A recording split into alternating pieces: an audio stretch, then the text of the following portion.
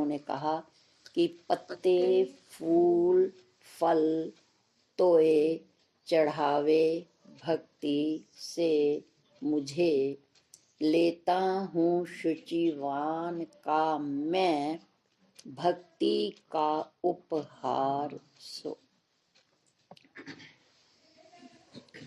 बात शुरू करेंगे रामायण के चौपाई के एक छोटे से सूत्र से कि ईश्वर जीव अंश अविनाशी, चेतन अमल सहज सुख राशि। कि हम सब जीव आत्माएं उस ईश्वर का अंश हैं, पर जब हम इस भूलोक पर आए, उससे बिछुड़े, ये भी उसकी एक लीला है। पर हम जब बड़े हुए, पूरी अपनी होश में आए, माया हमें व्याप्ति गई, संसार के कार्य व्यापारों में हम फंसते चले गए और हम इस बात को भूल गए कि हम उस ईश्वर के ही अंश हैं। और जो लक्षण ईश्वर के हैं, सच्चिदानंद स्वरूप, वो ही मेरे में भी हैं, क्योंकि मैं उनका अंश हूँ। पर संसारिक कार्य व्यापारों में या कहिए माया में हम इतने लिप्त हो गए कि हम अपने उस सद स्वरूप को भूलकर दुखी होने शुरू हो गए।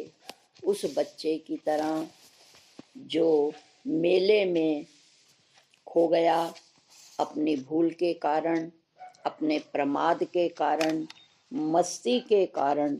उसने पिता माता का हाथ छोड़ दिया और हाथ छूटते ही जो थोड़ी देर पहले हंस खेल रहा था, अब वो रोने लगा, दुखी होने लगा, क्योंकि उसका हाथ जिससे वो अपने माता पिता से जुड़ा हुआ था, वो उससे विलग हो गया।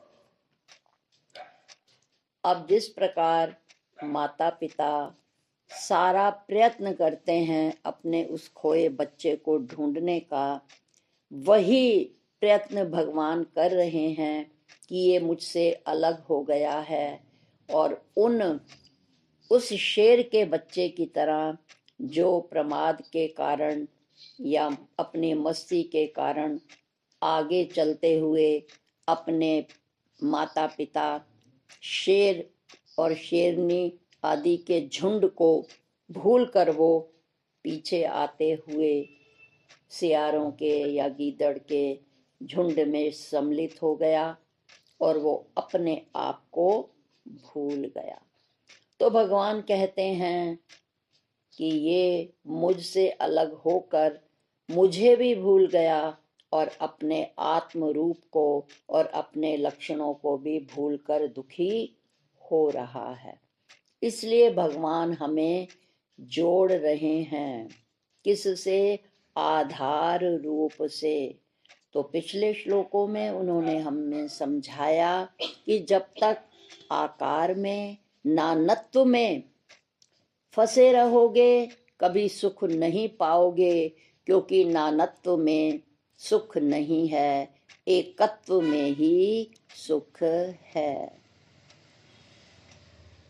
कहा उन्होंने कि निज स्वरूप जान लो।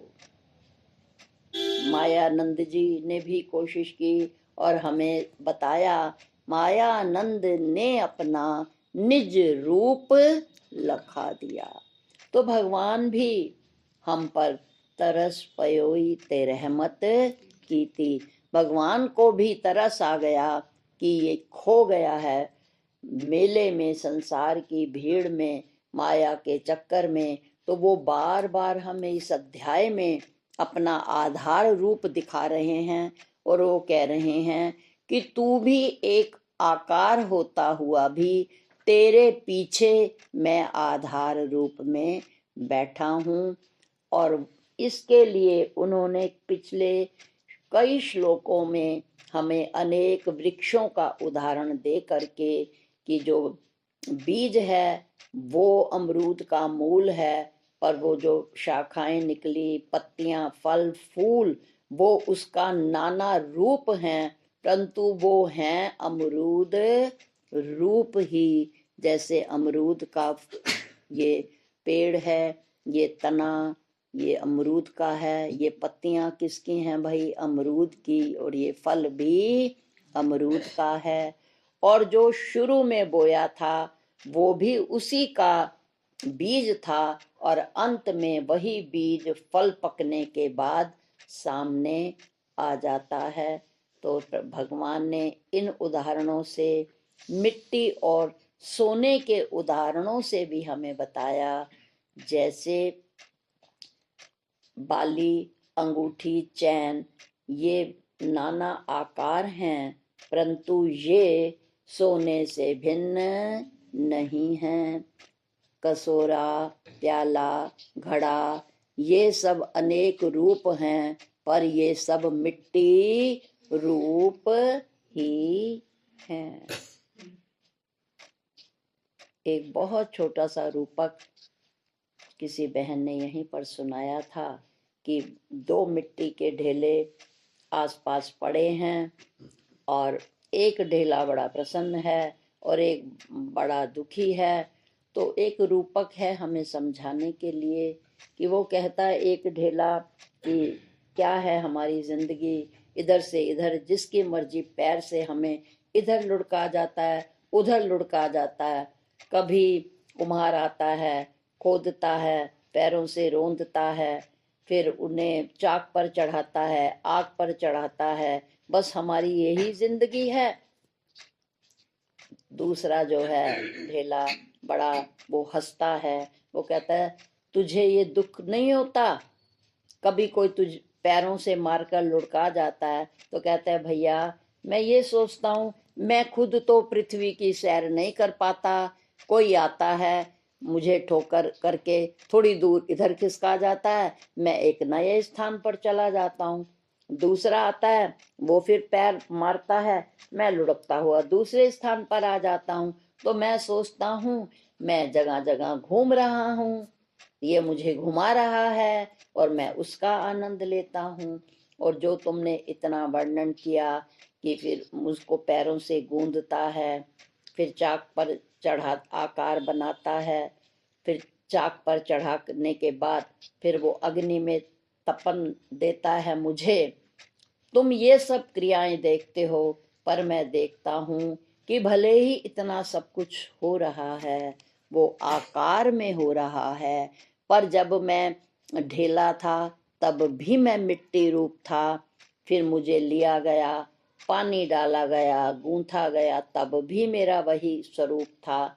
चाक पर चढ़ाया, घड़ा बनाया, घड़े का प्रयोग हुआ, घड़ा टूट गया, तो जैसे उपजी तह मिली। तो भैया जब भी कोई आकार रूप हुआ है उसे इन यात्राओं से, इन स्तरों से तो गुजरना ही पड़ता है। इतने उदाहरण भगवान कृष्ण ने हमें किस लिए दिए कि जो हम नानत्व से और संसार के कार्य व्यापारों से दुखी हैं, हम जान जाएं कि हम एक रूप हैं, उसका अंश हैं, और हमारा रूप है मेरा सत्य चित्त आनंद रूप, कोई कोई जाने रे।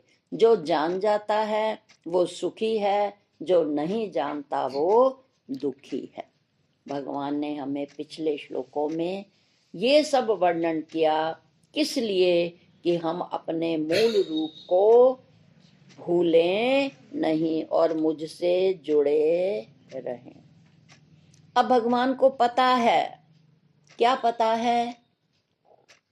आश्चर्य से एक इसे कहे हैं, आश्चर्य से एक इसे सुने हैं, सुन के भी है बोध नहीं किसी को। भगवान ये मानव की मूल प्रवृत्ति जानते हैं कि इतना सुनता है ये मानव,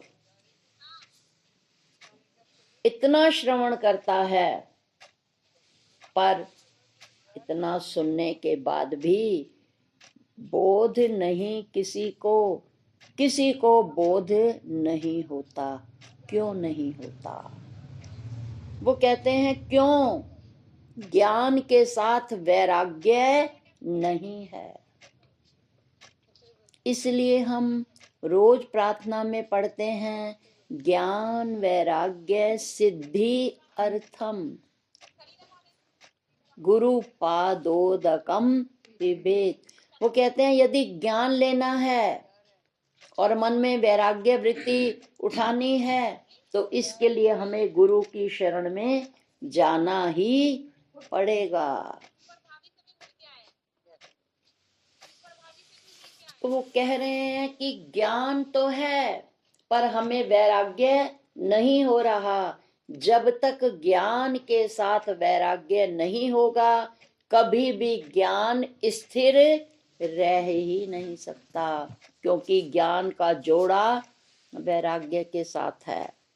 संसार में जो भी जोड़े हैं उनमें से अगर एक अलग हो जाए तो पहले का कोई अस्तित्व नहीं रहता। देखते हैं जीवन में दो में से एक साथी बिछुड़ जाए, कॉलेज टाइम में पक्के साथी हैं, उनमें से एक जो है फास्ट फ्रेंड दूसरी यूनिवर्सिटी में एडमिशन ले ले तो पहले वाले का मन नहीं लगता। शरीर के दो जोड़ों में से एक पहले चला जाए तो दूसरे का जीवन बहुत मुश्किल हो जाता है। तो ये जोड़े हैं, एक के बगैर दूसरे का अस्तित्व नहीं होता। इसीलिए ज्ञान तो हम ले रहे हैं, भगवान कह रहे हैं, भगवान ने जब हमें पूरा ज्ञान दे भी दिया, देने के बाद उन्होंने ये बात कही कि सुन के भी है बोध नहीं किसी को। क्यों? ज्ञान के साथ वैराग्य नहीं है तो सिद्धि मैंने कभी सफलता मिल ही नहीं सकती। और भगवान को पता है कि सुनना बड़ा आसान है, सब सुन भी लेते हैं, पर ये वैराग्य कर ही नहीं सकते। बार बार हमने विचार किया है, वैराग्य का अर्थ सब कुछ छोड़ना नहीं है। वैराग्य का मतलब है काम करते हुए डूबना नहीं है। उस मक्खी की तरह जो मधुमक्खी समझदार होती है वो रस पीने से पहले अपने ज्ञान के द्वारा विवेक के पर ऊपर कर लेती है।